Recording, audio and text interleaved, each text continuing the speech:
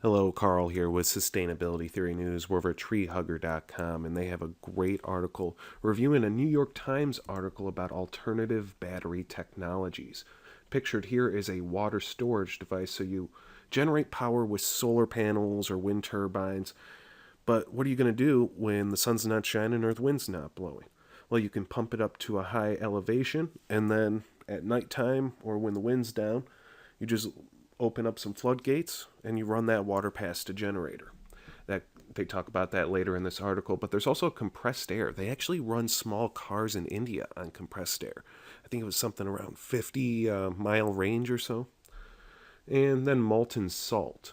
This is a very interesting technology. They have an array of mirrors in a desert that as the sun follows or travels through the sky, the mirrors and the different locations are designed to reflect that sunlight to a tower with some salt that stays molten throughout the nighttime because it has so much heat energy. And then I believe they use steam. They use that to make steam. Spinning wheels or flywheel batteries. Pictured here is a device that they use in shipyards to lift up containers. Well, they can't just lower the containers uncontrolled. They're really heavy and sometimes awkwardly weighted. So they decided to design a device that, as it lowers, it actually regenerates the batteries. It's a regen system, sort of like the brakes on a hybrid car. And it does it using big, heavy, nicely balanced wheels. This is that pumped water storage I was talking about. Rocks, trains, and a big hill. This is pretty interesting. Never heard of this one before. Where they have a real heavy train, and they use power generated renewably to power this train up a hill, and then at nighttime or when the wind's not blowing, the train just goes back down the hill and regenerates itself with some overhead power lines. And actually, most locomotives are powered by electricity now already, so I don't think it'd be that big of a deal to retrofit a system like that.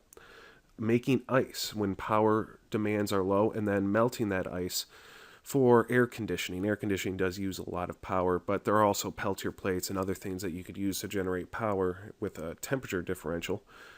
But what they don't talk about is hydrolysis, using renewable energy to split water into hydrogen and oxygen, then burning that hydrogen later, when it's needed.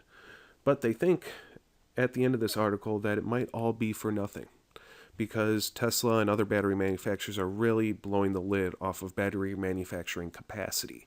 That's always been a big hurdle, is how many batteries can we really manufacture to make renewable energy instant, on demand, and very reliable. So it could all be for nothing, but these technologies could be adopted on smaller scale for the developing world, perhaps. A lot of inspiration could be derived by these ideas, so I'm going to link to this article in the description. And if you'd like to see more news headlines like this, subscribe to my channel. Have a great day.